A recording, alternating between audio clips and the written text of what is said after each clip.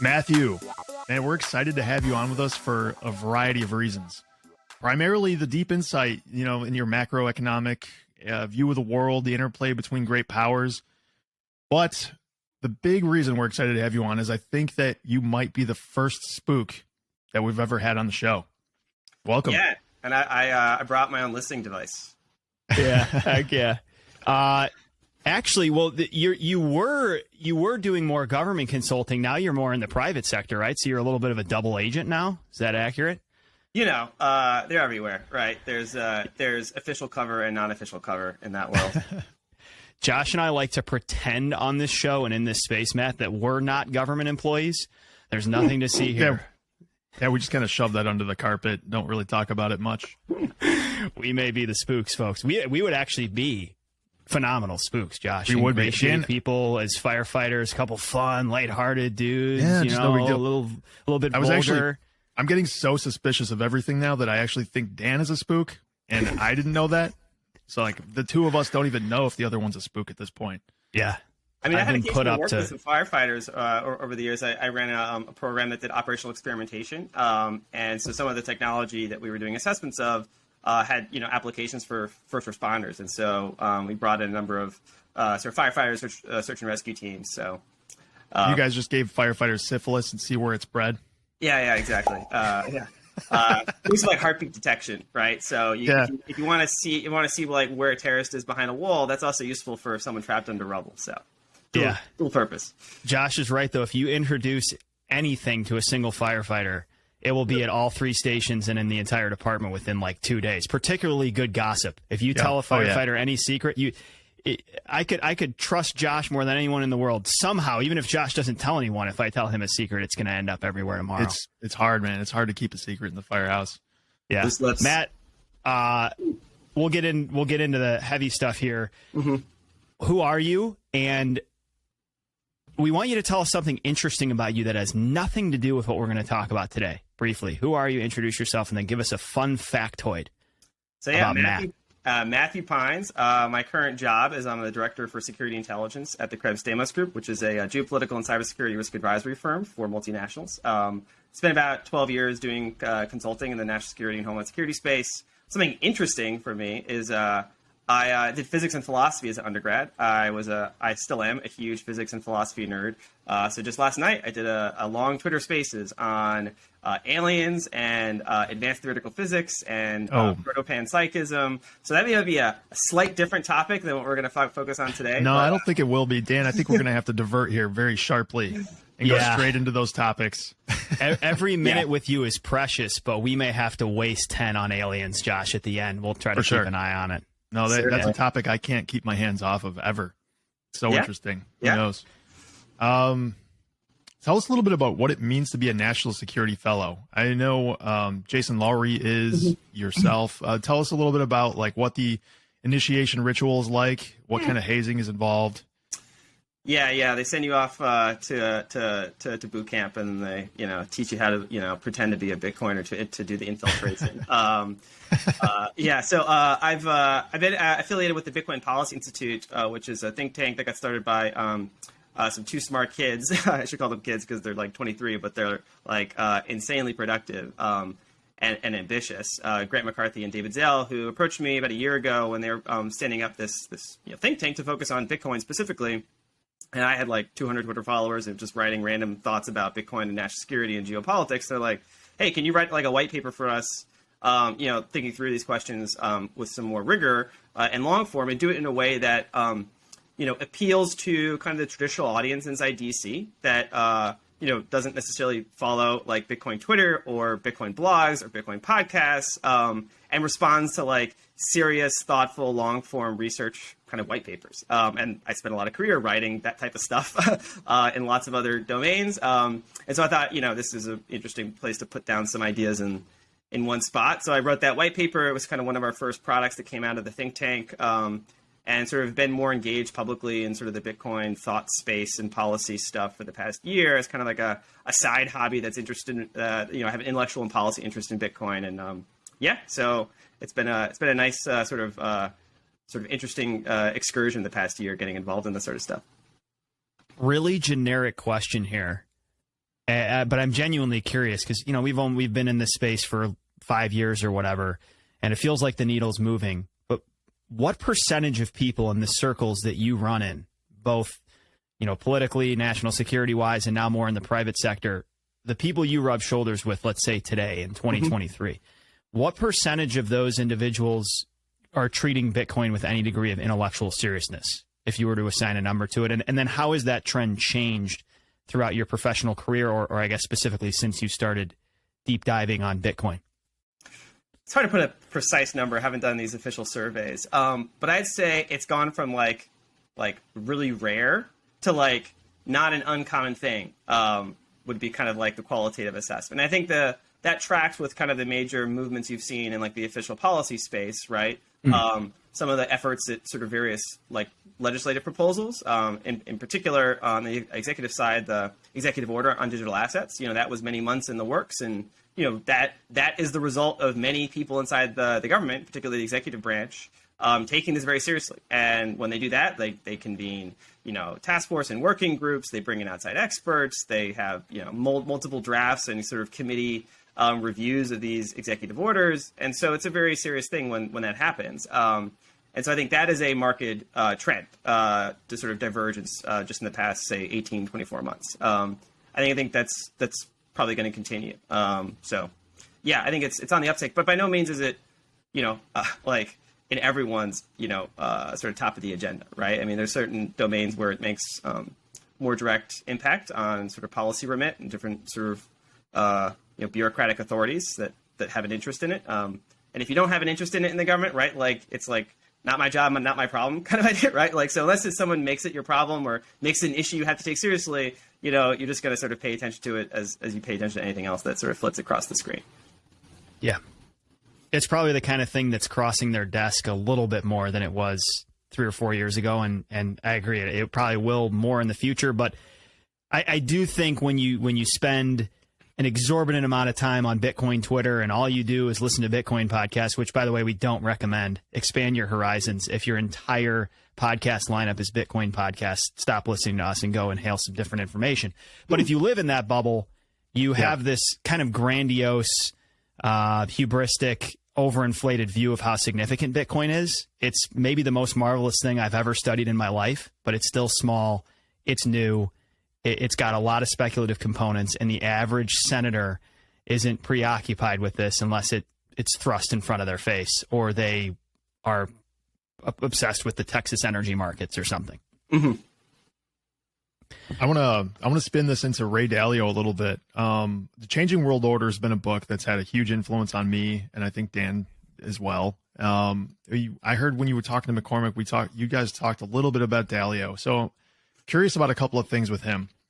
In the book Changing World Order, he basically lays out this thesis for over the last 500 years. These empires rise and fall over periods of time, and there's a pretty common theme between each one of them. They become the hegemon. They have their currency being the currency of the world. They basically, I mean, the basic idea is they get fat, dumb, and happy, and then they overindulge, and then they, are taken over by another empire. And I think a lot of people are kind of concerned about how that theme is playing out in the modern day between America and, I mean, the most obvious one is China on the other side. A couple of things about China and Ray Dalio. How compromised do you think Ray is in his perspective about China? I mean, knowing that he manages money for, I'm not exactly sure what entity from China or some entities from China. Just some comment about how he may be leveraged by that. We're going to take a quick break here to remind you folks to get your Bitcoin 2023 tickets. The Bitcoin conference hosted by Bitcoin Magazine is going down once again in Miami Beach, May 18th to the 20th, 2023. Josh and myself, Dan, will be there. And if you're dead serious about Bitcoin or interested in learning more, you should be there too. Join the two of us for the world's largest gathering of Bitcoiners as we celebrate yet another year of progress towards hyper-Bitcoinization. It's going to be a signal-packed party with a smorgasbord of outstanding Bitcoin education and access, and you can get 10% off tickets with code BCB23. That's BCB23 for 10% off. Ticket prices will go up significantly and incrementally from now until the conference. So get on it, folks. Yeah, so those are two different questions. I'll take the latter one. I don't think he's like personally compromised, as if like, you know, like the espionage services of China have like blackmailed him into saying, you know, positive things about China. I don't think it's like that. I think it's more in keeping with a trend and a theme that you've seen across sort of wide swaths of corporate America, in particular Wall Street, in the past 20 years, of kind of more like soft elite capture, where there's a certain framing of the relationship between U.S. China, especially an economic and financial relationship, that has been, you know, designed to enable more capital to flow from the West into China, and to ensure that the folks that are steering those flows of capital, you know, feel it's a safe place to put money, right? So like that's a clear rationale. The way that China has adopted this as a strategy, has been documented by a number of researchers, in particular one that I would point folks to named Alex Joski, who's written a book called Spies and Lies, and he really does a deep dive on the Ministry of State Security, which is their equivalent sort of to the CIA, although it has a domestic security function as well as an overseas intelligence function. And the MSS really started in the 80s. I won't give the whole, deep dive into the book, but this framing of China as being sort of opening up and will sort of liberalize with liberal and economic development, and that, by getting rich will essentially more accommodate to the Western system, and, Western capital has an obligation to sort of help China integrate into the existing global order. And, this was like the line, basically, right? China's getting rich is good for the U.S., is good for the world. That was essentially that was a specific targeted psychological operation. Like that was a framing. They used front groups to try to manipulate that, intensive, engagement with various elites to make them think, right, this is a good thing. And, when your salary depends on believing certain things, it's hard to, convince someone otherwise, right? I think it's a Sinclair quote. So I don't think it's a function of like, explicit corruption or recruitment or sort of an espionage relationship. I think it's just buying into a convenient narrative frame that justifies a lot of other things that happen to make you a lot of money, right? Exactly. And I think in particular, right? And I don't want to pick too much on Dalio. I don't think he's like different than a lot of other folks that have done this. But Bridgewater does manage the money. I think it's through SAFE, which is essentially like state asset sort of management for the People's Bank of China. So several $1 billion. But there's a lot of Western capital that's invested in China. It doesn't mean ipso facto like they're corrupted. It just means, right. You have a financial relationship there that they wouldn't want to burn. But back to your like larger question, which is like his thesis, right? So like separate the man from his ideas. I think he does have some good ideas. I do read those books. I think they're quite incisive and really useful as an analytical reference point.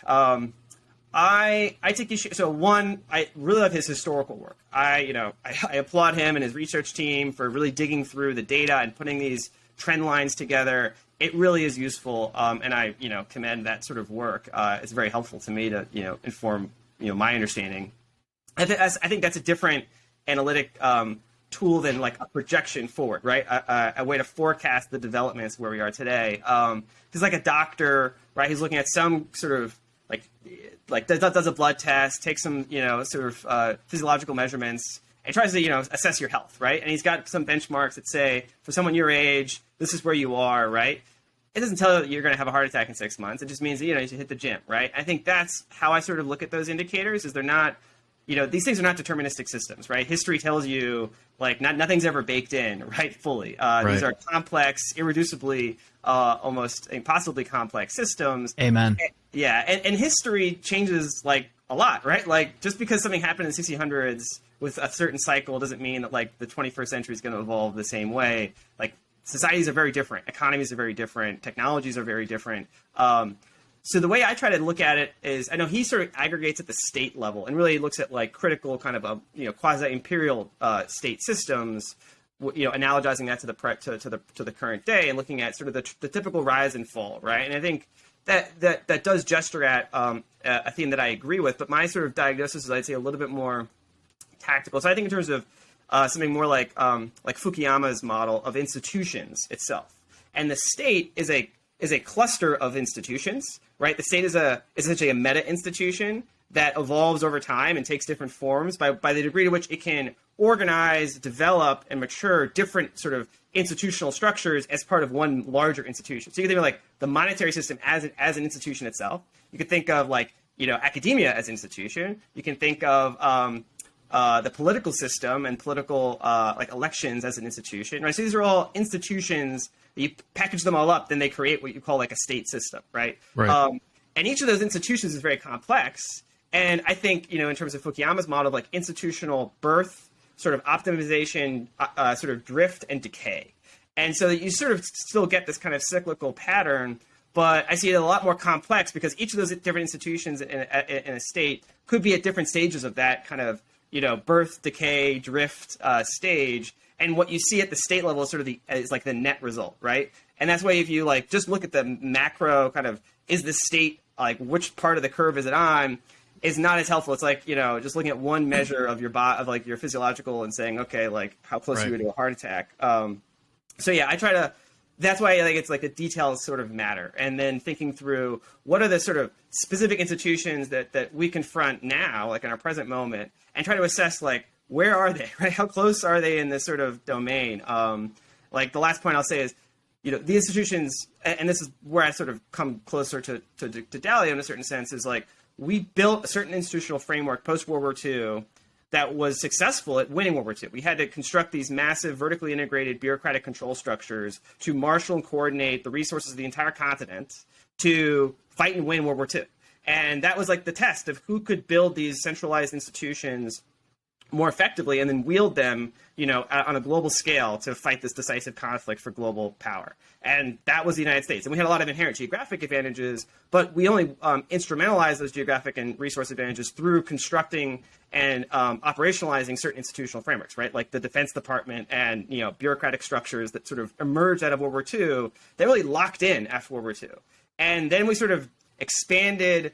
And that was like the halcyon days of the sort of the centralized state, essentially, in the 50s and 60s, presiding over this global system. And there's like sub questions you could delve into, like the monetary dynamics of how that particular institution evolved, the military dynamics, the political dynamics, et cetera. But like the long story is that like we're still kind of we're still using those same institutional structures, right? These vertically integrated departments and agencies, and I have sort of an analogy to like in software.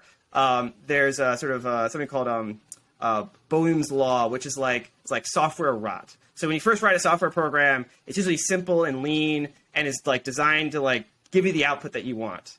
And then over time, as you try to adapt or improve the software, you have to add pieces. You try to make changes, and those usually introduce like entropy. Those introduce additional complexity, and complexity over time creates the sort of chances of error. And there's like a known curve in software development that like you get to a point where like it's just like impossible to fix the software, right? There's so many like layers of routines and subroutines that have been added that like no one knows and no one has the ability to like go into this like thicket of knotty code and like fix it. And you have to just like start over, right? And I think it's somewhat of an analogy to like institutional systems that generate rules that are usually that makes simple, a ton of sense. and everyone has kind of a clear understanding of the purpose institution, and there's a clear sort of demarcation of its authorities and its purposes. And then over time, they just get more complicated, and no one really understands, and no one can really dig in and like do a complete like refresh, right? And that's a risk because ultimately, there's always going to be the growing lag between the capabilities and the capacities of those institutions and like the world's external environment that they have to interact with. Yeah. And it starts to create more lag and more inefficiency. And that's, I think, what you kind of see in different aspects of our current institutional arrangement. Yeah. It's like growing lag and inefficiency between the structure of institutions that are no longer optimized for a changing world in lots of ways. That's kind of abstract, but I think you can sort of take that framework and then apply it to something like the monetary system as a particular institution. When you put that on top of the technological innovation that we see today, like not only has that traditionally happened throughout human history, but now we have this, hockey stick exponential curve of innovation, which is also adding to the entropy that these institutions are feeling. And that is just a dynamic that has probably never happened in history before. Great. Which is, again, why you can't go and just predict like, oh, well, the Dutch gave way to the English and but that's an entirely different kind of atmosphere that happened 300-400 years ago. Totally. Well said, Josh. And that's one thing we appreciate about your work, Matt, is you're careful to embrace that complexity and highlight that nuance.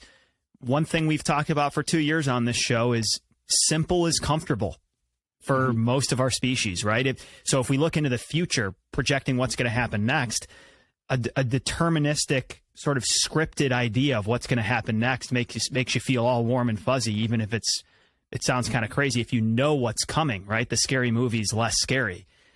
But that's just not how the world works. Like, as we unpack things like the geopolitical order, like, what do those words even mean? Those systems are so complex that no matter how intelligent and well researched you are, there's no possible way you're going to have a grasp of this. The other thing I wanted to double back to, and we are huge Dalio fans. We are all captured in some way, shape, or form. So the best you can do is try to figure out how you're captured and factor that in to your analysis of how you view the world and the lens you're looking through. One question I had about China, just to maybe drill down on some more specifics, the way I kind of trend China, and correct me if I'm wrong, but you kind of have a post-Mao China that's, you could call it weak. Then they globally integrate. That leads to really significant growth. And now it seems like we're looking at a China that's closing off a little bit.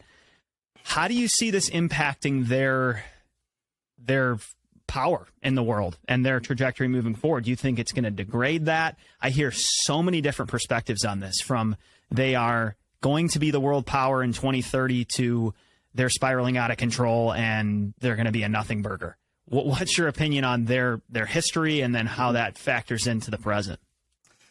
Yeah, that is, I think, probably the most important question this decade, because I think how that unfolds, I think, will determine whether the 2020s are, is like a more messy extension of the status quo, or whether we confront a much more abrupt crisis or divergence from our expectations. And so I don't have like a high confidence view too much, but I do have a low confidence in like both ends of those different theses. So like, I'm not in the Peter Zeihan China's going to collapse camp. I think that's quite an exaggeration, hyperbolic. But I'm also not in the China is this inevitable juggernaut who's going to, re-architect the Eurasian system to sort of squeeze out the dollar system and, jump ahead in terms of critical next generation technologies and replace us as the global hegemon. That is also, I think, very unlikely scenario. But that leaves a lot in the middle that are also kind of somewhat disconcerting scenarios that I think we need to sort of, as a nation, as a global system, think through. Because even if you don't get to any of those, extreme scenarios, there's still a lot of, I think, messy dynamics that you could see. And so my baseline is that China is a global power, right? I think that is like obvious, right? They're just a large population, a large economy, and they have, instruments of hard national power that you can't just like wish away, right? Like their military modernization is unprecedented in like human history, right? The United States has never faced a peer competitor that has improved the relative gap between military capabilities as much as China has. And so that should generate anxiety, right, from a national security perspective just by itself, right? Just, okay, like what was just like a local regional military that, we could go in there with our precision strike and teach a lesson to in a weekend is now a serious threat to, and maybe a coin flip in a heads-up competition in the South China Sea or the Taiwan Strait. So that is just material facts on the ground change how you think about the strategic positioning. But going forward, it's not all military, right? Going forward, it's a lot of other dynamics that come into play. I think at a broad strokes, I'm closer to kind of the thesis of a book called The Danger Zone by Hal Brands and I think Michael Beckley. And, I again, there's like always everyone in the analytic China community, everyone has a take. And so I'm not like in the business of just giving takes, but I'm trying to like bound my understanding of these different scenarios. And this is a plausible scenario that I think gets at both of those kind of aspects of what we think about China. One is they are confronting some challenges, right? They have, like a single strongman leader who maybe doesn't respond, very well to information. And so may make rash decisions that aren't that efficient or maybe not all that strategically minded. They have demographic issues. It's been sort of in the news quite a bit, right? Everyone understands they're sort of facing this demographic cliff in the near future.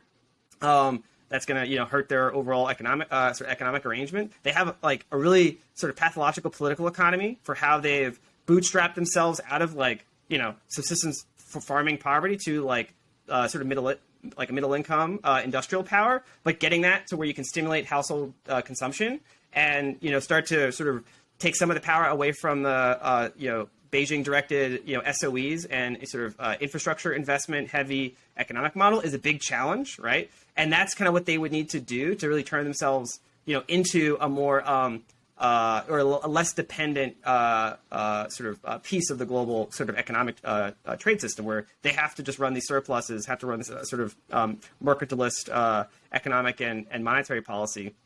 So it's not like they're just juggernaut, all kind of ready to take the mantle of global leadership. They also have geographic disadvantages. Like the United States is blessed by geography, 2 open oceans and peaceful neighbors. China has 14 borders and is hemmed into the first island chain and is reliant a lot on imports of food and energy. So these are all things that if you're sitting in Zhongnahai and you're doing this strategic calculation, there's a bunch of things that you have to balance, and it's a risk-weighted decision. The thing that really keeps you up at night, though, is that they're looking for the CCP really wants to achieve certain strategic objectives. And they would rather not fight a war to have to achieve those objectives, as anyone would. But I don't think they've taken it off the table by any means. And even if there's a small probability of a war between great powers is never something to dismiss. This is we think that's in the history books, but things have a way of surprising you. I think because of the consequences of that scenario are so catastrophic, I think you need to take it seriously. And there's a concerning kind of intersection of different trend lines, right? If you're worried about this acute crisis scenario, say a Taiwan style engagement, invasion, blockade, quarantine, some variation on that theme, you have to realize what would be the triggering kind of decision calculus for Beijing. It's not going to be when they feel supremely confident about the inevitable future destiny of the Chinese power. It's going to be when they feel an acute insecurity that the window for achieving these grand national objectives is closing. And they're going to be doing this calculation between what they feel is, their just hard military capacity to effectively accomplish that kind of tactical, military objective, modernizing the PLA, improving, their exercises on how to conduct this type of amphibious operation,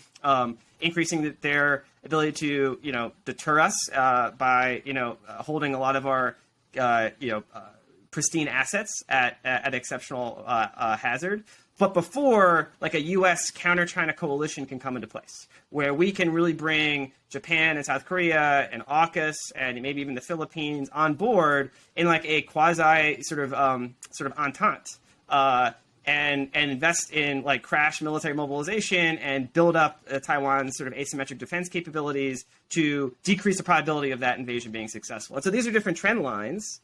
And this is where I think the calculations start to be disconcerting, over the course of this decade. And everyone has trying to make up a number. And there's a famous thing called the Davidson window of 2025, which wasn't really based on any intelligence. It was just kind of a swag. But it points to kind of a growing anxiety in Western capitals that the trend line between the U.S.-China relationship is not good. And even if you take Taiwan's scenario off the table, which I don't think you should, there's lots of other aspects of the relationship that seem to be getting worse and worse. And this, I think, is part of now is sort of going under different names, whether it's called the new Cold War, decoupling, this sort of idea. And this is a lot of what I spend time in my professional context is. The last 20 years, really, ever since China came into the WTO, started before then, but this sort of sort of turbocharged global era of globalization, premised on China entering, both the global supply chain, right, creating factories that just produced Western goods, but has sort of started to climb the value chain, and many multinationals have poured trillions of dollars into China. Premised on this idea of globalization, one seamless integrated global economic and trade system. And a person working for you that's in Shanghai and a person working for you in Sacramento, just employees, their laptops are just the same laptops, et cetera. And there's a recognition now, different companies are sort of either in or outside that sort of bullseye of sort of risk differently. But there's a sense that this is a different environment, and it's not going to get any better. And there's a slow recalibration of an approach to that vision of globalization, where companies have to posture for a different security environment, both on a technical basis, but also on kind of a policy basis. And that's kind of baked in. That's going to happen. That's going to get worse and worse. You might see a cyclical uptrend this year for other reasons. But yeah, the sort of general deterioration of the U.S.-China bilateral relationship this decade is, I think, the key variable. CrowdHealth provides their members the tools to successfully navigate the complexities of healthcare and pay for medical bills through the power of crowdfunding. Each member gets access to great health services like telemedicine and discounted prescriptions, as well as their own dedicated care advocate that will negotiate your bills and find you the best doctors and hospitals on your behalf. Members also get access to the Crowd to help fund large health events. Because members own their own accounts, CrowdHealth provides investment opportunities with your balance. Through their partnership with Swan Bitcoin, members can invest 75% of their monthly account balance in Bitcoin. Kick insurance to the curb and save money and time by making the switch to CrowdHealth today. BCB listeners can enjoy healthcare freedom with code BLUE and get their first 3 months for only $99 per month. CrowdHealth is not insurance, and we think that's a good thing. Go to joincrowdhealth.com to learn more. The cloud is just someone else's computer. Everything you do online is intermediated and permissioned. Your data is not yours. Opt out by running a private server and take back control over your digital life. Until now, running a private server has only been available to the technical and the wealthy. The team at Start9 has developed an operating system called Embassy OS that levels the playing field and makes it possible for everyone else. Run a Bitcoin node, run a Lightning node, and become your own everything. Embassy OS is the distribution platform open source software has been waiting for. You can download Embassy OS for free and install it on your own hardware. Or you can buy one of Start9's plug-and-play devices. They build reliable products backed up with incredible customer support. Visit start9.com. There's so much. There's so much in what you just said that I want to pick at. I want to just ask you this kind of, maybe this is an apples to oranges comparison, but Japan, this is going way back now. Like in the 1850s or so, they were a backwater. They were kind of isolated from the world. Technology they had no gunpowder. They had no, cannons. They had none of these things. They basically learned from the English and very quickly got themselves on board to the modern world from the 1850s onward. And then in World War II, there was a lot of detrimental attitude towards them. Like, oh, they're just copycats. They can't actually produce a lot of these things. And then we saw Japanese Zeros, and we were like, holy shit, these guys actually produced an airplane independent of us that is competitive. And what I'm getting at, though, is back in the 80s and into the 90s, people, at least this is the impression I had. I was way too young back then to actually know what the real impression was, but they were like, holy shit, Japan is going to overtake us. Like, they are a technological juggernaut at this point. And then since then, they've been mired in this financial repression and kind of just, I mean, they're certainly not sloths, but they just have been in a position of kind of going nowhere, treading water. Do you think that there's an analog there for China where they've kind of caught up to the modern world? Certainly not saying that they're not capable of any innovation themselves. I think they certainly are, but I think there's a lot of people that think they're just copycats. How do you see that analog? Is that something that you think is relevant, or is that just a totally apples to oranges comparison? No, I think it is a good. We don't have too many, like in social science, right? Like, you don't have too many samples, right? And every sample is somewhat historically contingent, and you try to draw what analogies you can. I think that's the closest analogy, at least in recent history, is a rising Asian power that like we were worried about taking over, and then had their major debt bubble burst, and then ended up being subsumed into the global order. Like, the two pieces I would sort of caution drawing too much from that particular example is, one, like, Japan still is an extremely powerful and influential country that punches way above its weight, right, in terms of the global technology and the economic system. Like, if China just like tapped out at where Japan is, it'd be 4 times the size what it is now, right? So like even if China does hit this sort of air pocket bubble, debt deflationary, demographic decline, right? Like, if it sort of at least can sustain this kind of upper middle income, it still is a force to be reckoned with, right? It's not going away. Now that may like pop the balloon of its like extreme ambitions, right? Like becoming like a peer power to the United States and bifurcating the global system in sort of certain visions of the geopolitical order. But like that, it's just taking that doesn't mean that you should be sanguine on their strategic challenge to the United States. And the other key is that Japan was sort of already under kind of the U.S. thumb when that happened, right? You could argue that like we kind of did that, right? We kind of popped their bubble, like the Princess of the End idea. And we had military bases in Japan, like they were essentially at various stages like a vassal state, right? And China's clearly not that, right? Right. So yeah, I think that's where I don't try to go too far with the analogy. But it is still an open question, which is like what obviously is driving a lot of the policy actions in the United States right now, which is we're trying to slow China down as much as possible. Like we sort of went from this regime of strategic competition where we sort of belatedly recognize that they are have larger ambitions than just to like become our manufacturing outsourcing center, right? And we've tried to like, okay, like how do we compete? How do we rebalance the relationship here? And that was sort of the Trump trade war, right? Kind of version one. Which has sort of continued even to the Biden administration. I think we're shifting from like strategic competition to like strategic rivalry and maybe even to like strategic like enmity. And the difference is like one is you try to race fast the other guy, and the other is you try to basically like hit the other guy as long as it doesn't hurt you. The other guy is like, I'm willing to take a hit myself as long as it hurts you more.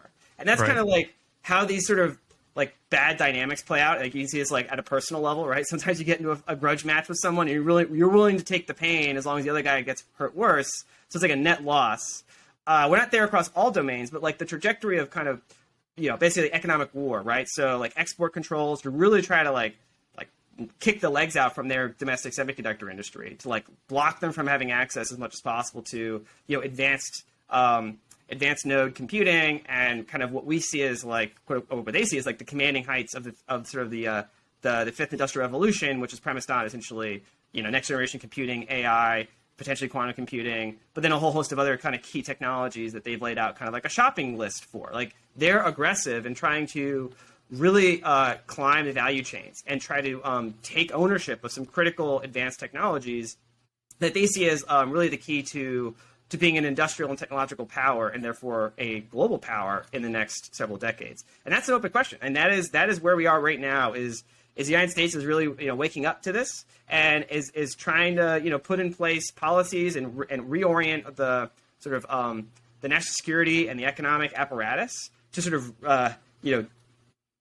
prosecute this competition. And honestly, like bureaucratically, we haven't been structured for this, right? We just created this new specific select committee in Congress that's just focused on China competition, and we're trying to take what were like very siloed domains of policy, like economic policy and trade policy and monetary policy and defense policy and diplomacy. And like if you go back to like the 19th century or even like like the British approach, this is like there was recognition that all these different domains of statecraft have to be integrated if you're going to fight great power competition. And we have really been sort of kind of lazy a bit, right? Like it was Pax Americana, and each of these bureaucracies kind of just do its own thing to a certain extent, and then come to the National Security Council every once in a while and fight over a memo. So that is it, and that's going to be a new regime, I think. Now, whether China can evade those is an open question. I see good analysts, just to take the chips example. Before you do that, can you explain the chips example real quick before you go down that? Just spark notes, because I think it's one of the best overt examples of tensions and kind of trying to hamper Chinese progression. Just really quick, if for someone that's not aware. Yes, certainly. Sorry, I can go quite jargony and technocratic here. China has a both key role and key dependency in a really complicated global supply chain for the production of advanced semiconductors, which are kind of integral to everything now, right? If you take Internet of Things, devices, everything is going to have a chip in it. Now, not everything needs the most advanced chips, of which pretty much TSMC, which is a Taiwanese company, has a monopoly, like 90% of the global market. But there's a large number of other chips that are used in everything from cars to dishwashers, and every device now that's basically coming off the lines, in consumer products. It's dominated by a handful of countries, really. And the production process, over many years was hyper specialized. So, the Dutch specialized in sort of these lithography machines. South Korea specialized somewhat to an extent in those machines as well, but other parts of the manufacturing system, China has really built themselves into this part of that where they do a lot of the production and sort of and packaging. And so these, in a globalized system, you can have specialization, right? Like one country doubles down on this piece, and then there's a lot of trade, and the end result is is great iPhones, right? That is a system that's now being challenged, and like that's come in different ways. But most specifically, in the past, I don't know, was it 2-3 months ago, the Department of Commerce, which has authority to regulate export controls, there's a certain Bureau of, I think, Industrial Security that does export controls, and principally that was for like arms control originally, right? In the like post-war era, like we didn't want the Russians to get advanced technology for their missiles, etc. And there was a whole mechanism like coordinating committees among our allies to sort of coordinate like what we would and wouldn't sell to the Russians, so that that they couldn't just easily evade those things. And it was always a cat and mouse game, etc. But they were pretty effective during the Cold War as coordinating committees to do this sort of export restrictions. And you're sort of seeing like those kind of come back to a certain extent, at least in very incipient stage now with China. And there was a particular rule that was passed that basically forbid any company that sold basically chips that had like U.S. inputs, right, in the supply chain, especially design materials, or any U.S. persons involved, from selling certain categories of technology to China. It's very technical, and several hundred pages of rules, etc. But the upshot is we're trying to basically restrict how much access China has.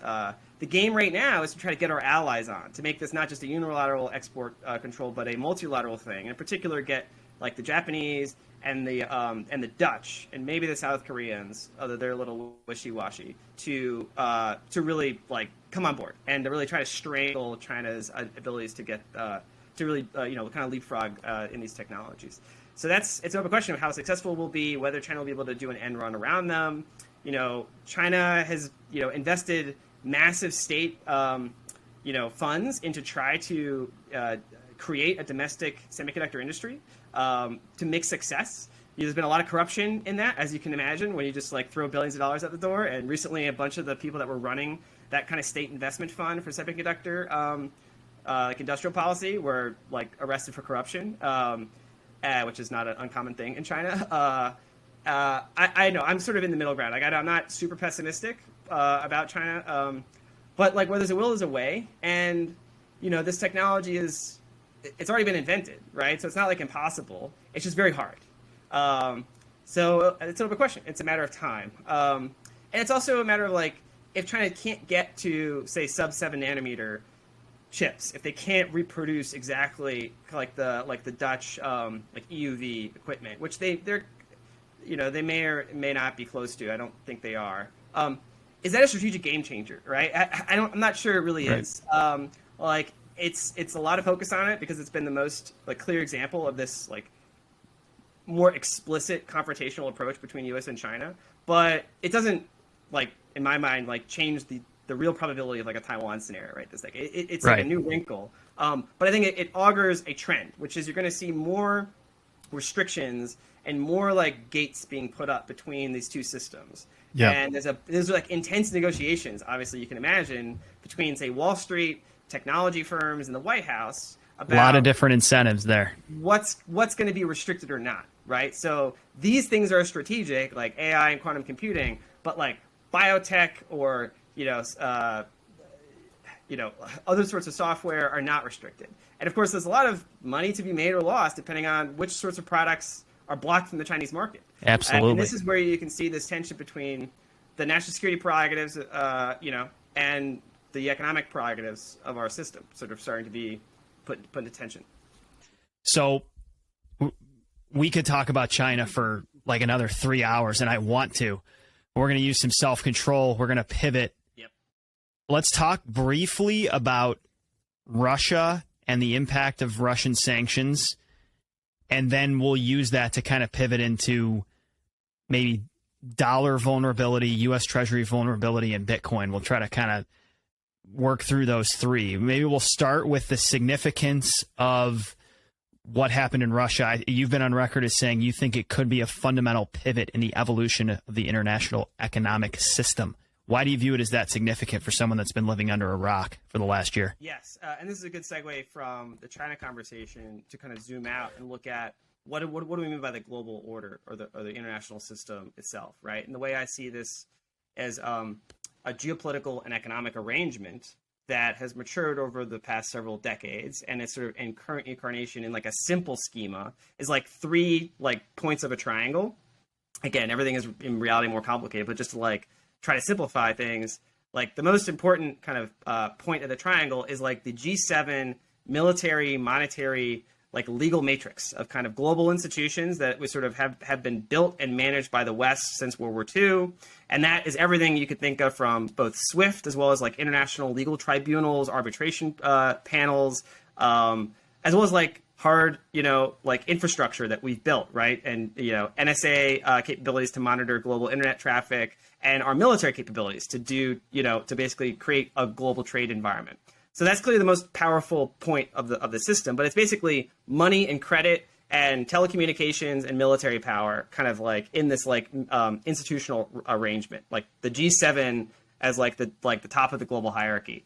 The two other pieces of that point, one essentially is like commodities, right? It's like raw materials, right? If you want to have an economic system, you need money, stuff, and then converting that stuff into products, right? So you need, like labor and capital and production. And that's kind of how we've sort of done this division of labor. Is the G7 is money and credit, and they use the military to kind of keep that system in place and the institutional legal framework.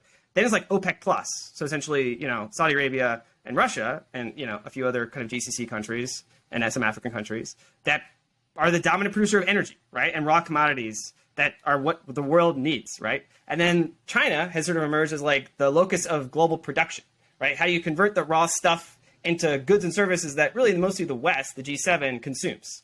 And so the global system kind of worked well when all three of those points were kind of in frenemy mode, when they kind of agreed to play their particular role and didn't weaponize their particular, element of power against the other pieces. And I think that's what you're seeing unfold is like breakdown in the relationship between like a triangle, like each of those pieces of the triangle are coming under different stress. So like the Russia sanction was a major whack to the link between G7 and Russian commodities, right? And that has unfolded over time, right? We've sanctioned their fiat reserves, and we try to put a cap on the price of their oil, and then we're obviously funding with hard military power, the Ukrainian military effort. And so like see that particular conflict, as a particular flashpoint in this unfolding global dynamic that is coming under stress. But you also look at the other ends of that we were just talking about, like export controls. Like that's the link between G7 and China as a production, right? And this trade system. And we're trying to put more. It's not as severe as a whack as the fiat sanctions on Russia and the associated military, engagements, sort of proxy war to a certain extent. But it is still like a sign of like increasing stress between the G7 and that China leg. And then you actually look at the other leg, OPEC and China. That's also where this sort of future dollarization and the Zoltan Poznar thing comes in, because it's like looking for, okay, if these parts of the triangle between G7, OPEC, and China are coming under stress, well, does this thing get stronger? And that seems to be where the trend line is that this is where things like Saudi making noises about pricing oil sales in yuan. Other stories about development of, for example, like CBDCs called like the M Bridge to link, the PBOC to GCC central banks and other central banks, in the area, and essentially stronger bilateral relationship between OPEC and China. So this is where I situate the China conflict in this larger sort of strategic context, and where each of those pieces doesn't have like. And this is like what you might call like an example of multipolarity, right? Like clearly the G7 doesn't have the hegemonic authority just to like stop all that, right? But it's a contest, and we're still sort of in the early stages, I think. Yeah. So the interesting thing about this contest is that it seems that while this ball is in the air, is the point at which none of these entities kind of trust each other. So there's this kind of neutral ground that we're all trying to reach. No one wants to, like, these countries on the opposite side of the dollar don't want to trust the dollar. Obviously, the Western countries aren't going to trust the yuan. digital yuan. So we have this interplay between trustlessness, which is, I mean, and as we've all, Dan and I have been started this Bitcoin basics thing, and trust is the fundamental constituency that money is made of, effectively. And so we have this other thing called Bitcoin, which has been, interesting us for the last 5 years, and it sounds like you as well. Whereas this is effectively a trustless money that is controlled by no one, as a neutral ground in this vacuum space of trust that has been created. How do you see that interplay in this entire geopolitical strata? Yeah, that is a really interesting question, because even if Bitcoin didn't exist, right, and you were just trying to look at the next 5 or 10 years and try to mark out like how could this very complex and increasingly strained global system evolve, it'd be very difficult, right? And you'd have to answer questions like, can China make a break for it? Is the U.S. going to give up its role as a global sort of security provider? What's the implication of that to the monetary system? And that's where I sort of step back and think about Bitcoin is the global monetary system, the certain arrangement of what is used as a global medium of exchange and what is used as a global store of value, as like a reserve asset and a reserve currency, is usually a function of the global balance of power arrangement, like geopolitics. So whoever has the most power, like especially in a hegemonic system, sets the rules, and part of those rules is what counts as money, and they can essentially enforce that rule and control access to kind of that money system, and to restrict access or punish people, that they don't like, and that's essentially the function of sanctions. It's essentially two key powers. One is like a panopticon power to sort of see all the transactions in the world. That's essentially a function of FinCEN and KYC AML, is to be able to monitor global transactions, and then choke point authority to be able to block undesirable transactions and to punish bad actors and be able to restrict them from accessing this global fiat system. But the fiat system is a function of the political of the geopolitical arrangement.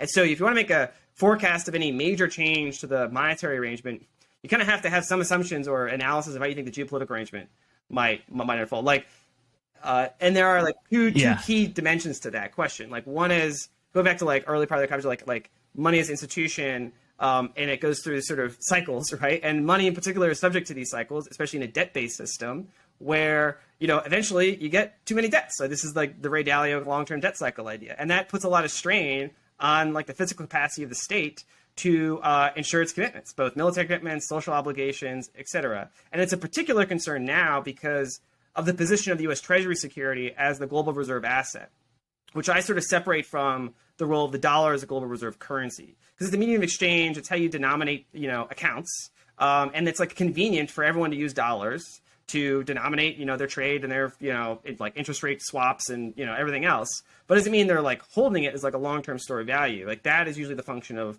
treasury security. And in the global dollar, this is a whole separate conversation about Eurodollar system, but in the global Eurodollar system, who don't have direct access to the Fed, right, as like lender of last resort for themselves, they hold and they trade treasuries as like essential collateral for all funding transactions in the global sort of financial system, which dwarfs trade by several, I don't know, 100 percentage points. And so this is all putting a lot of weight on sort of the current stability of the global financial system, and therefore the global economic power of the United States, and therefore the global power of the United States on this treasury security. And so any stress that the treasury security is facing, I think, is needs to be taken like with a special attention. And the function of a global reserve asset is that it is a fungible asset for anyone to use. And if you you start chipping away at that, right? The function of the treasury reserve asset is really two things. One, it's safe and liquid, right? So the safety of it is really that it doesn't lose value dramatically, right? And that it also is something that you can sell and use freely. And I think we've seen in the past year or 2 years that safetiness has come under question. Even like it fell like it lost more of its value in 2022 than I think it had lost since like 80 years. And obviously, if you're Russia or if you're someone who may be on the bad side of a future U.S. political administration, like you have to price that risk premium in now, right? Maybe it was a low risk to you, but now I think other actors in the global system that freely use treasuries, have to add a new risk premium to their portfolio calculations. And then liquidity, right? Liquidity is a key aspect of why you hold this thing. And even Treasury Secretary Yellen came out. This is probably the reason for the sort of pivot in the dollar strength was like, severe illiquidity in the off-the-run Treasury security market. So these are all like you get really deep in the technical plumbing of the Treasury security market. And this is like part of like then you zoom out to like why Russia's the sanctions matter, Because if you're a sovereign wealth manager in the Middle East, if you're even a reserve manager in Turkey or in India, these other powers that have, increasing confidence and increasing, room for maneuver, they may worry that their room for maneuver may be subject to coercion by the United States. Maybe not now, but maybe in a future political administration. U.S. politics is kind of messy, and we seem to, be more volatile than we have been in the past. And so all of these things essentially add risk premium and mean that you don't necessarily, imagine like a total collapse of the dollar, but it means that, aggregate hedging behavior over time can have strategic consequences. And when we're facing an environment where we have to find more, buyers of our treasury debt, right? Like we have major outlays that we are almost committed to for strategic reasons, right? Like defense obligations, industrial policy, social obligations, interest payments, like Green New Deal. These things are really expensive and require a lot more treasury debt issuance. And if the net foreign buyers, not going to be there in the next 5 or 10 years, that's going to require essentially domestic cram down, going to require financial repression or other ways of coercing people into buying treasuries. And yeah, that is not a good place to be in if you're, putting so much stress on the treasury market. So yeah, that's where Bitcoin, I think, has an interesting parlay in, is because we're not talking about replacing the dollar as the global medium of exchange or unit of account, at least I think not in any sort of reasonable timescale to sort of try to analyze. But it is an open question about where's the marginal flow go for sort of for a reserve asset, right? And Bitcoin right now is still small, it's still very volatile. It's not all that liquid compared to, like a G7 fiat bond or gold or farmland. But I think it is now in the conversation. Like it wasn't even in the conversation. And there's actually a great paper by a graduate of the Harvard economics PhD program. He's actually recently made a fellow of the Bitcoin Policy Institute. His name is Matthew Ferranti. And he did this, and he's an econometrician and, does this sort of modeling. And he basically tried to model this very specific question, which is, if you are at sanctions risk, what changes do you make to your sort of optimal portfolio allocation as a sovereign reserve manager? And it's a pretty complicated sort of mathematical model, but the bottom line upshot was it's plausible and prudent if you're facing these sort of set of risks to allocate, say, anywhere from 2 to 10% of your sovereign wealth reserves to Bitcoin, which is, and it's just they're not going to go all in, but that's what the math tells you. And so that is an interesting scenario to play out over the course of this decade, right? Where Bitcoin isn't going to flip, the dollar or anything like that, but it is still a potential strategically consequential development if a bunch of sovereign wealth managers, and really in particular, more on the covert side, because you probably don't want to become too overt on this, start acquiring Bitcoin as a diversification hedge, right? Because it offers different things that Bitcoin than gold does, right? It's not a complete substitute for gold. It actually maybe has properties more desirable than gold because you don't actually have to, self-custody with an expensive vaults and verification process. If you want to self-custody, billions of dollars worth of gold, it's quite expensive. And there's a lot of transaction costs to do that. And settle trade with 737s full of gold or shipments of gold, that's going back to the 19th century. Yeah, it's archaic. So there's transaction costs, there's security costs, verification costs that Bitcoin doesn't have. Now Bitcoin has much higher volatility, so that would penalize it in terms of your portfolio allocation. But I mean, long story short, is it's not crazy to think that a few percentage points of sovereign wealth goes into Bitcoin this decade, and that's not a scenario that I think is being taken very seriously from a geopolitical perspective, right? Yeah. Dan, we got to talk to this. We got to talk to Matthew Ferranti before McCormick does. Yeah. He keeps scooping us. We get somebody. They're on him a week before. We're like, God damn it, Peter McCormick. Yeah, you're right. Folks, Swan Bitcoin is the place we point friends, family, and fellow firefighters to buy Bitcoin. Swan is a secure, education-focused, Bitcoin-only on-ramp fit for novices all the way up to full-time financial professionals. Swan's exceedingly easy-to-use interface enables you to dollar-cost average daily, weekly, or monthly, as well as conduct instant smash buys. Withdrawals to cold storage are completely free and can be totally automated. Swan wants you to hold your own private keys, and support is one click or phone call away if you need help in that process. Additionally, check out Swan Premium. This gives members exclusive Bitcoin educational content, discounts on Bitcoin products and services, and privileged access to Swan events. Normally $20 a month, you can get Swan Premium for free for the first year at swan.com/premium, and it's free for firefighters at swan.com/fire. All Swan services can be found at swan.com. The Blue Collar Bitcoin podcast is powered by arguably the most legendary company in Bitcoin, CoinKite. Use promo code BCB for 5% off select purchases, including the cold card, at coinkite.com. Established Block 141,000, CoinKite is an industry leader in security and hardware manufacturing. They are producers of the renowned Cold Card, the world's most trusted and secure Bitcoin signing device or hardware wallet. It's built with a plethora of features fit for Bitcoin beginners all the way up to the most advanced of users. This device is a one-stop shop for your Bitcoin custody needs. CoinKite also manufactures the Block Lock, a gorgeous e-ink digital art display piece sitting in the background of every serious Bitcoiner on planet Earth. Block Clock can be programmed to scroll through key Bitcoin metrics including price, hash rate, the next halving date, and much more. CoinKite are also the makers of the Open Dime, a small USB stick that allows you to spend Bitcoin like a dollar bill, passing it along multiple times. Check out CoinKite's entire suite of products at coinkite.com. Yeah, you're right. Man, there's so much you just said that's so profound. And I think you as usual, you do a great job of striking a middle ground. There's sort of the two extremes I see. One is that the U.S. dollar, U.S. Treasury system isn't going to evaporate overnight.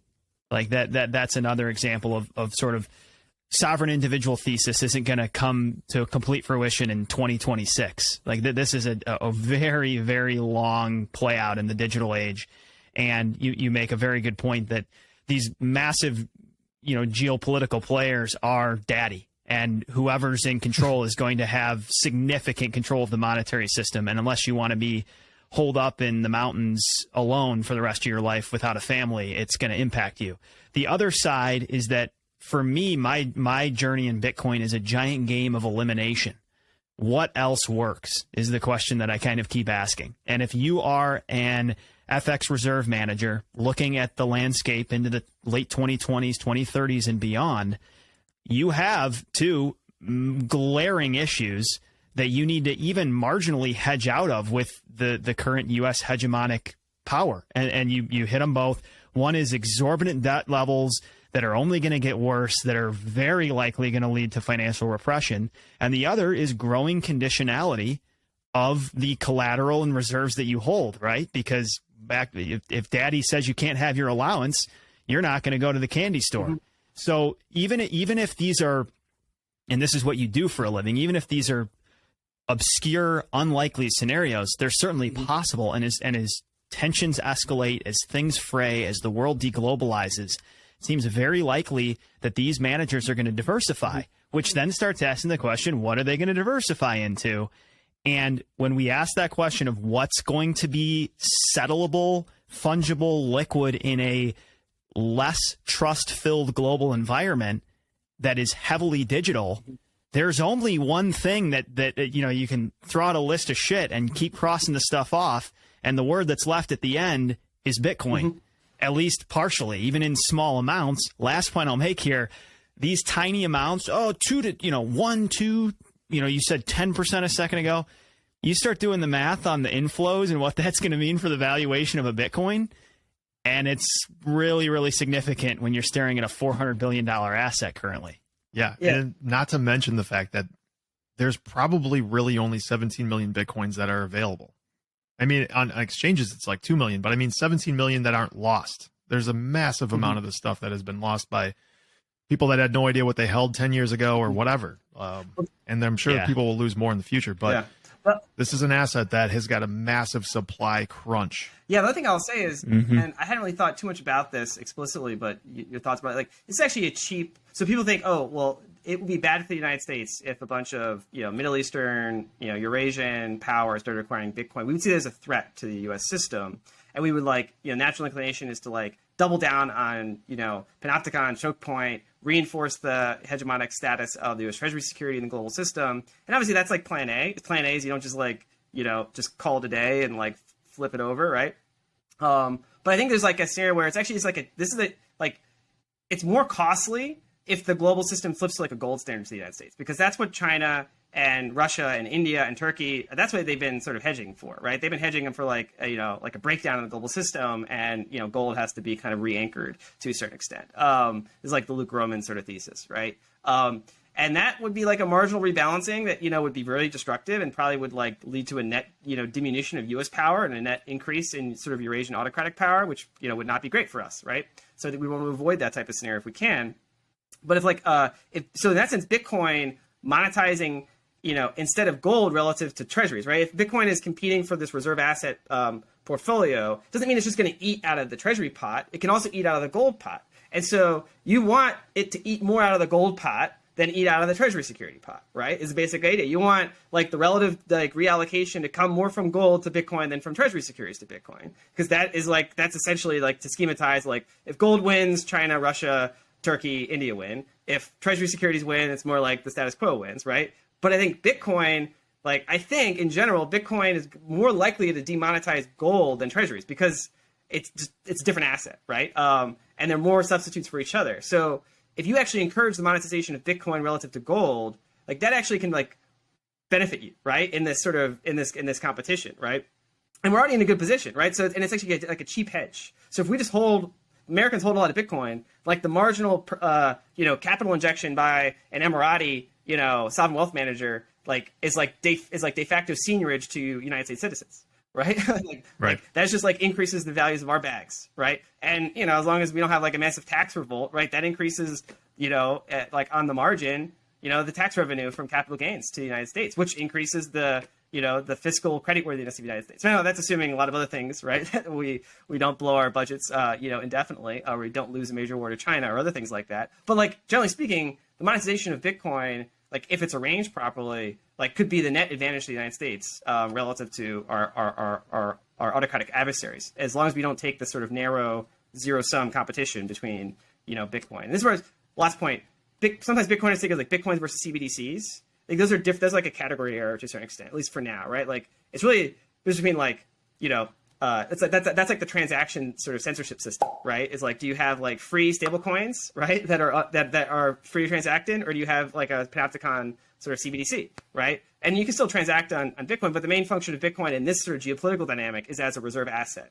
But it also comes along with its own settlement rails. And this, just to complete the picture there, this is what China's really trying to anchor on in the near term. Is really to try to flip the global capital flows. Like there's a lot of structural reasons why that'd be really hard to do, but it's to build sanctions-resistant settlement systems with their key trade partners, of which they are the dominant trade partner for the majority of the world. And so they want to settle their trade outside of the SWIFT system. And so they're trying to set up essentially cross-border clearing systems, and they have their own digital currency to sort of ride on the rails of that. And they have their own techno-government's totalitarian stack that tries to come alongside that too. And so this is part of kind of the geoeconomic competition between U.S. and China. It's not purely in this monetary regime of sovereign assets, but it's in the settlement systems. And So it's SWIFT, SIPS, which is the Chinese version, and then Bitcoin, which is its own settlement system. And I think this is, like there's a new dynamic in that. It's not just like this binary. It's now like there's a new player in the game, and it's kind of complicated. And Bitcoin doesn't necessarily, just take policy instruction from, the National Security Council, right? And so that's kind of breaks the mental mode of how we think about policy making. But I think we have to be more flexible. Yeah, you use the word sanction-resistant settlement systems. That's a really good phrase, and I think you did this when you were on with McCormick, but you sort of talked about the Bitcoin rails blending, say, the store value benefit of gold with the SWIFT rail capability to settle that currently exists under the Treasury system and the dollar system. And yeah, you need to have both. You need to have the censorship-resistant bearer neutral settlement characteristics, but you need the functionality and technology to be able to actually settle transactions. And there's back to the thing, there's not very many things that meet this criteria. There's one that's blaring and glaring bright orange. 100%. Yeah. We would be remiss if we didn't at least get a 10 to 15 minute segment here in on aliens with someone of your caliber. So, yeah, dude. You know what I really want to know? Have you listened to Joe Rogan's interview with Bob Lazar? Yeah. Yeah. You did. How much credibility do you think Bob Lazar has in general? So it's an interesting place to start right here, because yeah, we should probably at least enumerate a bit about Bob Lazar's story, like just a minute or so. Quick thing. So I don't know. I don't know any special insight into Bob Lazar other than what everything people speculate on him, and he has a pretty fantastic story about working at Area 51, seeing craft, maybe even seeing bodies, telling stories about Element 115 and some advanced propulsion system, and Roswell was real. This whole the whole story there, which I take. And what's interesting about him too is that he cited a couple of things that he said in the 80s, which were like they had a biometric sensor that he had to put his hand on, and it would measure his bones in his hand in order to give him clearance. And then later it was revealed that that was actually a thing. Like they actually used that in certain things in certain institutions in the 80s. So he at least had access to a place where he had knowledge of like some of the biometric systems they used back then. Yeah, so, it's interesting. I think he's most likely a fabulist, but I also think that some aspects of what he's getting at are probably true, right? So, I think you can reject him personally and also hold a decent credence in kind of the broad thrust of what he was saying. And that's getting into a lot of nuance about his personal biography and maybe some credibility. That's still saying a lot, because what he said, even if you just skim the surface of what Bob Lazar has to say, it's pretty insane. Yeah, and I think, I wouldn't focus, if you're just getting into the UAP stuff, I would not start with Bob Lazar. I think there's lots of other places to start go deep, man, that are much higher fidelity and also a lot more serious. And the place to start is just what's been happening overtly, right, in terms of U.S. government action in the past 2 years. And to do the segue from Bitcoin, I'd like a brief sociological observation. In the past 5 years, I think both Bitcoin and UAPs as a topic have evolved in the sort of Overton window, along a similar trajectory. And there's I think that actually has to do with some dynamics associated with social media and how these types of more somewhat fringe, ideas or kind of social organizations can sort of nucleate and create kind of a reinforcing dynamic that can generate through minority rule influence and to propagate through the wider social network and start to have salience in the broader sort of normie discourse, where Bitcoin is now becoming less of a fringe topic and now a normie topic of policy conversation. And there's an ironic synchronicity between the actual policy dynamics where there's a single senator, Senator Gillibrand, who's also been one of the key co-sponsors of crypto legislation with Senator Lummis. And she's also the key co-sponsor of the defining UAP legislation, amendments to the 2022 and 2023 National Defense Authorization Act co-sponsored with Marco Rubio. So I don't think there's any deep state weird conspiracy here. I think that it does show that these two things are indicators of a broader trend, I think, in how these topics can kind of become more to the center of discourse. But UAPs were not memed into existence. The U.S. government has been focused on these topics for decades. And in fact, the recent National Defense Authorization Act, the signature bill that funds our military, has 40 pages of provisions just on UAPs, which is the rebranding for UFOs. And one of those provisions is mandating a report by a new office created inside the Pentagon that reports directly now to the Deputy Secretary of Defense, Kathleen Hicks, called the All Domain Anomaly Resolution Office, right? Very kind of very mealy mouth. Very government. Yeah. And one of their tasks is to do a comprehensive review of all U.S. government's engagements and reports and studies and programs related to UAPs since January 1st, 1945. So they wrote this into the statute. They've said you have to go back and study. And in part of the this is the authorizing statute language. Part of the study is any attempts by the U.S. government to manipulate public opinion on the subject. So this is Congress is now waking up to this very seriously. The House Select Committee on Intelligence, the HPSI, House Permanent Select Committee on Intelligence, and the SSCI, the Senate Select Committee on Intelligence, very focused on this. They've gotten a lot of briefings over the number of years. They've seen things that the average public hasn't seen, and they're very, very clued in to this stuff. So the U.S. government has always taken this very seriously, but it's kind of been included from view. And I think in the last 5 years, since 2017, New York Times article, since Lou Elizondo came out and went public, and Christopher Mellon, who's a former Defense Department official as well, came out and started speaking very overtly about the U.S. government's view of UAPs and the mystery of this phenomenon. So it is a very serious topic being taken very seriously. There are, lots of things happening inside the intelligence community, Defense Department now more overtly, and there's a fight because there's a certain subset of the population inside those communities that don't want to touch this, and there's others that are like, this is a serious issue. I mean, the bottom line is like, these are real things. And yeah, like it's a slow process of how to come clean, how to make this an acceptable, thing. Because we don't really know much about it, right? It's one thing to say there's objects flying around. It's another thing What's one of the more interesting ones, which is more credible than Bob Lazar, was there's a couple of different F-18 naval pilots that were they have a training area right out in the Atlantic, out of Newport Beach, probably somewhere in that area, and they had new radars installed on their jets, so they were seeing more fidelity than they would have otherwise, and they're seeing these same radar pings in a very similar spot every day. And I think one of those pilots was on Joe Rogan as well, David Fravor, and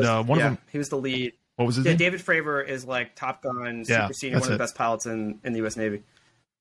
The crazy thing is they described it as basically being a sphere with a cube inside of it. They were able to get close enough to actually identify those features of it, and multiple pilots had seen that same thing. Just a very, very strange. I mean, you could speculate that maybe this is some foreign state with some technology that, or maybe the U.S. government experimenting with something, but why would they put it in that space with those F-18 pilots? Obviously, they wouldn't want them to probably see it if they're trying to keep it secret. Just moving in the manner that these things do when they're reported. Yeah, they're completely outside of the realm of like typical physics and how we understand things to move. Yeah, I think there's been a lot of these incidents. Some of them have been communicated publicly by the witnesses. So Ryan Graves was one of the pilots doing the workups, and he's talked about sort of, I think, the sphere and the cube that he and some of his pilots saw. David Fravor was in a sort of a tandem workup, and they saw this Tic Tac object, and he sort of tried to do this intercept, and then it like shot off in like 60 miles in 5 seconds and went to his cap point, and demonstrated, on the Spy 1 radar from the USS Princeton, coming from 80,000 feet to 80 feet, and then, doing a lot of sort of hypersonic maneuvers, transmedium. So like there's sort of the 5 observables essentially that have been characterized by the U.S. government associated with these UAPs, like how they define them as like objects is sort of like hypersonic velocity, transmedium capability, so coming from atmosphere to space to underwater, vice versa. And going the same speed underwater too. They've actually tracked some of these things underwater going faster than the speed of sound. The underwater stuff, which I mean, in water is faster than in air. Is very squirrely. Our underwater sensor detections systems are probably the most classified things we have, going back to Cold War tracking nuclear subs. And so our capabilities there are extremely perishable and very, very secret. So we'll never make those detections. But it has been sort of leaked that we've seen these things called fast movers underwater that are certainly not Russian torpedoes doing some sort of supercavitation, which we know the Russians have supercavitating torpedoes where you can kind of create a little bubble underwater and go, several hundred knots. These are not those things, especially when you correlate an underwater detection with a radar detection with a low Earth orbit satellite detection of like a similar trajectory. That raises some eyebrows. It's wild. So that is part of the mission of Arrow, is to do this sort of sensor correlation, which really wasn't being done systematically, is to bring together all these different sensor systems, which are designed for their specific areas, right? Like you have like LEO and GEO satellites, mainly for like missile detection, right? Like sort of, and they do tipping and queuing. So you have a GEO satellite that's like 25,000 miles up in orbit. That's just like looking for, like heat plumes, and then cues in a LEO satellite to like zoom in and actually characterize the vehicle, right? What, if it's a Chinese hypersonic system. But they also use AI machine learning systems, and there's a company called Radiance Technologies that's based out of Wright-Patterson Air Force Base, which is in UFO lore where the craft was taken. But it's also, in actual reality, it's not to discount potential Roswell reality, but like it's the head of it's where the foreign technology division is, where we like capture and reverse engineer foreign technology. And so the Radiance Technologies is a defense contractor, affiliated with that. And they recently hired 2 folks from the U.S. government that were recently, one like the head of the UAP task force, and 2 the chief science officer. And Renaissance Technology specializes in doing basically AI machine learning for our space surveillance architecture. So how to look for objects using our satellite capabilities and characterize them using machine learning. And the basic gripe has been, we've characterized only the objects we were trying to characterize. So everything else was noise and tossed out. Like if it If it wasn't like obviously like an ICBM or a hypersonic missile, it was meteorite, just throw it in the bin. No analyst even looks at it, right? That's how these systems work. They just generate huge amounts of data, and until someone like asks to build a new classifier for a certain signature, you're not going to look at it. And that's basically what they're doing now. So yeah, these are all indications of like serious, like when the machine kicks into gear, defense contractors get spun up. So these like, as far as I know, like real detections. Now what they are, this is like a longer conversation, but like I put like 4 categories of explanation exhaust the space. One is like systematic error. One is systematic deception. One is human technology. One is non-human technology. So those are like the 4 options, right? In terms of classes of explanation. Yep. And so as like a principle of Bayesian reasoning, you first say, okay, what's like the prior probability for each of those 4? And then you do empirical investigation. You collect data, you construct models, and you try to understand like how do you revise the probability distribution of your credences across those 4 categories. And so you have to, come and tell the best possible story for what could explain if this was all sensor error. Like all of our radars and various imaging systems and everything, and for eyeballs of pilots are just being wrong. They're just mistaken. It's weather balloons. It's celestial phenomenon. It's whatever. That's one kind of explanation. So second is systematic deception. Like someone is trying to make us believe that these things are real when they're not. So there's some group with capability and intent to systematically manipulate all of our beliefs to make us believe that these things are real, that these detections are real. David Fravor and Ryan Graves, all these guys, they're paid actors. This is all like a psyop.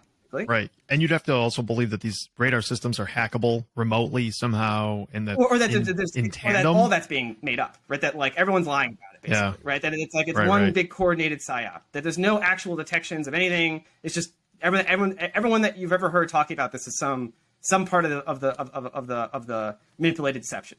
If that was true, you have to say, well, that's an impressive deception they've been doing for many decades. Why are they doing that? What else am I being deceived on? So if you believe that, you have to kind of believe a lot of other you have to be skeptical about a lot of other things. You could devolve real deep into that one. The third is it's human technology that is in the possession of some entity, right? Some organization, whether it's the United States, China, Russia, Israel, France, Germany, some advanced industrial power, or some breakaway human civilization element that's like made this breakthrough physics and for whatever reason is just like messing around.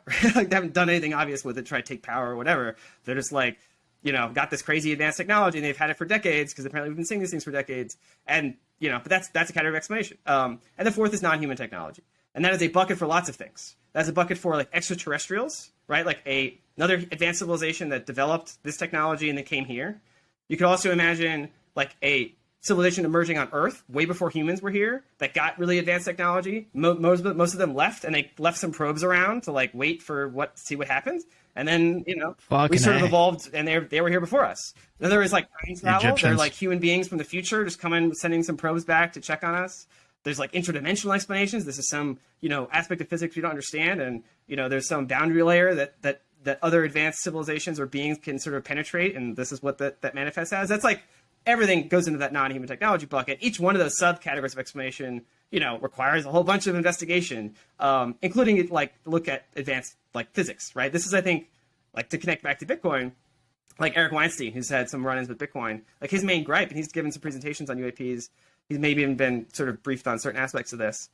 Is like this points to like if you take this seriously as like the non-human explanation, it really points to new physics. Like ultimately, technology is downstream of physics. And we've kind of been stalled in terms of our physics knowledge since like the 50s. String theory seems to be a dead end. And like all the breakthrough technologies and technologies we use right now, modern life, is premised on like physics we figured out in the 20s and 30s. So like general relativity, quantum mechanics. And that unlocked this whole new parameter space of technology. And we've just been kind of coasting on that with integrated circuits and better computing. We haven't figured out any new physics.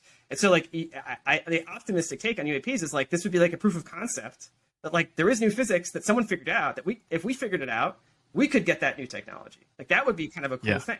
But again, that gets into like wider things. But the bottom line is this is being taken very seriously by the government. There's like now like a whistleblower protection so that people can report, things to Arrow and to Congress if they have engaged in legacy programs that they are covered by non-disclosure agreements that they can't come out publicly talk about. That may be happening soon. Arrow has to do a whole bunch of investigations about the science plan. Even create like a strike team. So if there's reports of like an incident, They need to send investigators out and collect data in a rigorous way. So this is like being taken very seriously by the U.S. government. And the bureaucracies do what bureaucracies do. They set up an office and they staff it. It takes time, and then it's a political game at a certain point with Congress, wrapping the DoD on the knuckles if they don't feel they're getting full transparency. But that's where we are. I think it's a very interesting topic. I try to pay attention to it because I think, and also it's like it's cool and kind of interesting to talk about. Cool. So we'd love to have you back on again and focus just on UAPs for an episode. That'd be fun. I was going to say, Josh, let's just schedule Matt weekly for the next 2 years. We'll just call this the Matt Pines Show. Dude, I wish we could keep going. We got to let you go, which is just cuts to my core, Josh. I loved every minute of this. Thanks for literally doing all the heavy lifting for us today, Matt. Really appreciate it. This was a blast, an absolute blast. Give handoff to you, your work. Anything you want our audience to know? Yeah. So like the only thing I guess I have to plug is I wrote a novel. So I published a fiction novel called Expectation Value. It's pinned to my Twitter profile. It's like a science thriller mixed with espionage and some like speculations about AI and quantum computing, and mixing some spy stuff. So that's the only thing to plug. But obviously my day job is at KSG. So if you happen to be a C-suite executive in a multinational facing some degree of geopolitical or emerging technology cybersecurity risk, hit me up. And follow the work of the Bitcoin Policy Institute, so btcpolicy.org. I publish some of my long form and short form kind of analysis on Bitcoin. David Zell, Grant McCarthy, certainly support those guys, and they're doing great work on the sort of think tank advocacy for Bitcoin in DC. So, yeah, thanks for having me. Awesome, thank you. We feel good in your hands. We're glad guys like of your caliber in the think tanks, man. Yeah, awesome. We'll have you on again if you'll indulge us, Matt. Appreciate it. Yeah, anytime. We can go for hours and hours on all this stuff. So I think we just scratched the surface. For sure. Barely got this, dude. I got 5 pages of notes here, and I hit like a third of them. Not even close, and I feel like we flew by. We'll do part 2. Enjoy the rest of your day. Appreciate it. Yeah, you too.